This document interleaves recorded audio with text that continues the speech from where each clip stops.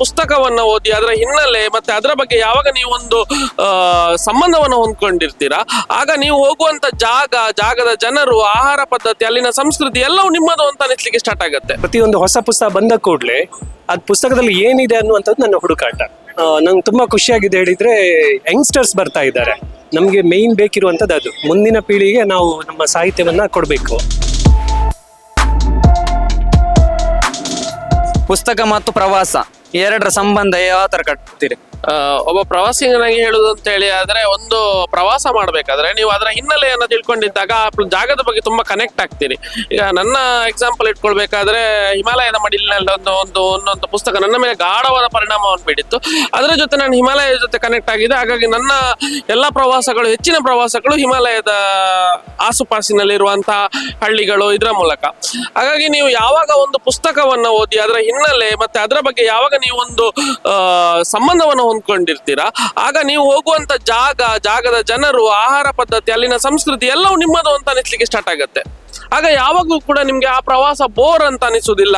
ಆಮೇಲೆ ಆ ಪ್ರವಾಸಕ್ಕೆ ನೀವೇನು ಇನ್ವೆಸ್ಟ್ ಮಾಡ್ತೀರಾ, ಅದಕ್ಕೆ ಏನು ಖರ್ಚು ಮಾಡ್ತೀರಲ್ಲ, ಆ ದುಡ್ಡು ನಿಮ್ಗೆ ವ್ಯರ್ಥ ಅಂತೇಳಿ ಅನಿಸುವುದಿಲ್ಲ. ಹಾಗಾಗಿ ನೀವು ಯಾವಾಗ ಒಂದು ಪ್ರವಾಸವನ್ನು ಹೊರಡ್ಬೇಕು, ಅದರ ಮೊದಲು ಅದರ ಬಗ್ಗೆ ಹಿನ್ನೆಲೆಯನ್ನು ತಿಳ್ಕೊಳ್ಬೇಕು. ಅದು ಯಾವುದೇ ಮಾಧ್ಯಮ ಆಗಿರ್ಲಿ, ಪುಸ್ತಕದಿಂದ ಆಗಿರ್ಲಿ, ಇಂಟರ್ನೆಟ್ ಇಂದ ಆಗಿರ್ಲಿ, ಇನ್ಯಾವುದೇ ಮಾಧ್ಯಮದಿಂದ ಆಗಿರ್ಲಿ, ಅದರ ಹಿನ್ನೆಲೆಯನ್ನು ತಿಳ್ಕೊಂಡಿರ್ಬೇಕು. ಸರ್, ಇತ್ತೀಚಿನ ದಿನಗಳಲ್ಲಿ ಈ ಮೋಜು ಮಸ್ತಿಗಾಗಿ ಪ್ರವಾಸಕ್ಕೆ ಹೋಗುವವರ ಸಂಖ್ಯೆ ಜಾಸ್ತಿ ನೋಡಿರ್ತೇವೆ. ಅದರೊಟ್ಟಿಗೆ ಈ ಸಾಹಿತ್ಯ ಅಥವಾ ನಾವು ಪುಸ್ತಕವನ್ನು ಬಳಸ್ಕೊಳ್ಳೋದ್ರಿಂದ ಏನು ನಮ್ಗೆ ಲಾಭ ಅಂತ ಅನಿಸ್ತದೆ ಈ ಪ್ರವಾಸಕ್ಕೆ ಹೋಗುವಾಗ? ಇದು ನೀವೀಗ ಹೇಳಿದ್ರಲ್ಲ, ಮೋಜು ಮಸ್ತಿಗೆ ಹೋಗುವಂತ ಪ್ರವಾಸ, ಇದು ಆಗ್ತಾ ಇರೋದೇ ಪುಸ್ತಕ ಓದದೇ ಇರೋದ್ರಿಂದ, ಇಲ್ಲರ ಆ ಊರಿನ ಹಿನ್ನೆಲೆಯನ್ನ ಓದದೇ ಇರೋದ್ರಿಂದ ಆಗ್ತಾ ಇರೋದು. ಯಾಕಂದ್ರೆ ನೋಡಿ, ಈಗ ನೀವು ಋಷಿಕೇಶ್ ಒಂದು ಎಕ್ಸಾಂಪಲ್ ನಾನು ಇಟ್ಕೊಳ್ಳೋದಂದ್ರೆ, ಋಷಿಕೇಶಿಗೆ ಮೋಜು ಮಸ್ತಿಗೆ ಹೋಗುವವರು ತುಂಬಾ ಜನ ಇದ್ದಾರೆ. ಅದೇ ರೀತಿ ಆಧ್ಯಾತ್ಮದ ಸಾಧನೆಗೆ ಹೋಗುವವರು ಇದ್ದಾರೆ. ಆಧ್ಯಾತ್ಮದ ಸಾಧನೆಗೆ ಯಾಕೆ ಹೋಗ್ತಾರೆ ಅಂತ ಹೇಳಿದ್ರೆ, ಆ ಋಷಿಕೇಶ್ನ ಹಿನ್ನೆಲೆಯನ್ನ ತಿಳ್ಕೊಂಡಿರ್ತಾರೆ, ಅವರು ಓದಿರ್ತಾರೆ, ಎಲ್ಲೋ ಒಂದು ಕಡೆ ಓದಿರ್ತಾರೆ. ಹಾಗಾಗಿ ಆ ನೋಡುವಂತ ಇಂಪ್ಯಾಕ್ಟ್ ಬೇರೆ ಬೇರೆ ರೀತಿಯಲ್ಲಿ ಇರ್ತದೆ. ನೀವು ಮೋಜು ಮಸ್ತಿಗೆ ಓದದೆ ಹೋದಾಗ ಅದು ಮೋಜು ಮಸ್ತಿಯ ಪ್ರವಾಸ ಆಗ್ತದೆ.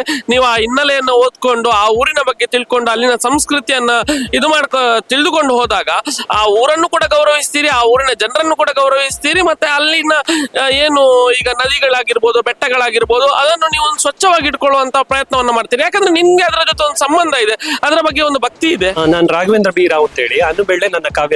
ನಾನು ಕೂಡ ಒಬ್ಬ ಕಥೆಗಾರ. ಸಾಧಾರಣ ಒಂದು 65 ಪುಸ್ತಕಗಳನ್ನ ಬರೆದಿದ್ದೇನೆ. ನಂಗೆ ತುಂಬಾ ಖುಷಿಯಾಗಿದೆ ಹೇಳಿದ್ರೆ, ಯಂಗ್ಸ್ಟರ್ಸ್ ಬರ್ತಾ ಇದ್ದಾರೆ. ನಮ್ಗೆ ಮೇನ್ ಬೇಕಿರುವಂತದ್ದು ಅದು, ಮುಂದಿನ ಪೀಳಿಗೆಗೆ ನಾವು ನಮ್ಮ ಸಾಹಿತ್ಯವನ್ನ ಕೊಡ್ಬೇಕು. ಸೊ ಅದು ತುಂಬಾ ನಂಗೆ ಇಷ್ಟ ಆಯ್ತು. ಅಷ್ಟು ಮಂದಿ ಯಂಗ್ಸ್ಟರ್ಸ್ ಬಂದ್ರು, ಪ್ರತಿಯೊಬ್ಬರಿಗೂ ಇಲ್ಲಿ ಬಂದವರು ಪುಸ್ತಕ ತಕೊಂಡಿದ್ದಾರೆ.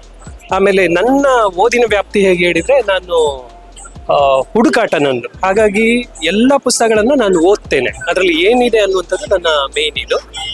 ಯಾವ್ದಾದ್ರು ಒಂದು ನೀವು ಪುಸ್ತಕವನ್ನು ಓದುವಾಗ ಅದರ ಲೇಖಕರ ಅಥವಾ ಅದರ ಕವಿಯನ್ನು ನೋಡಿ ಓದ್ತಿರೋ ಅಥವಾ ಆ ಪುಸ್ತಕವನ್ನು ಇಷ್ಟಪಟ್ಟು ಓದ್ತಿರೋ? ನಾನು ಪುಸ್ತಕ ಇಷ್ಟಪಟ್ಟು ಓದುವವನು. ಯಾಕಂತ ಹೇಳಿದ್ರೆ, ಪ್ರತಿಯೊಂದು ಹೊಸ ಪುಸ್ತಕ ಬಂದ ಕೂಡಲೇ ಅದ್ ಪುಸ್ತಕದಲ್ಲಿ ಏನಿದೆ ಅನ್ನುವಂಥದ್ದು ನನ್ನ ಹುಡುಕಾಟ. ಹಾಗಾಗಿ ನಾನು ಲೇಖಕರನ್ನ ನೋಡುವುದಿಲ್ಲ, ಪುಸ್ತಕ ನೋಡ್ಬಿಟ್ಟು ನಾನು ಓದ್ತೇನೆ. ಸರ್, ನೀವು ಅದೆಷ್ಟು ಪುಸ್ತಕಗಳನ್ನು ಬರ್ದಿದ್ದೀರಾ ಅಂತ ಹೇಳಿದ್ರೆ, ಆ ಪುಸ್ತಕ ಬರೆದ ತಕ್ಷಣ ನಿಮ್ಗೆ ಎಷ್ಟು ಖುಷಿ ಅಂತ ಅನ್ನಿಸ್ತದೆ? ಒಂದು ಪುಸ್ತಕ ಬರೆದ ತಕ್ಷಣ, ಪುಸ್ತಕ ಬರ್ದ ನಂತರ ಖುಷಿ ಆಗುದಕ್ಕಿಂತಲೂ ಆ ಪುಸ್ತಕಗಳನ್ನ ಯಾರಾದ್ರೂ ತಕೊಂಡ ಕೂಡಲೇ ಅದು ತುಂಬಾ ಇಷ್ಟ ಆಗ್ತದೆ. ನನ್ನ ಪುಸ್ತಕ ಅಂತಲ್ಲ, ಯಾರ ಪುಸ್ತಕ ಬೇಕಾದ್ರೂ ತಗೊಂಡ್ರು ಅದು ನಂಗೆ ತುಂಬಾ ಖುಷಿಯ ವಿಚಾರ. ಹಾಗಾಗಿ ನಾನು ಇಲ್ಲಿ ಬಂದು ನಿಲ್ತೇನೆ.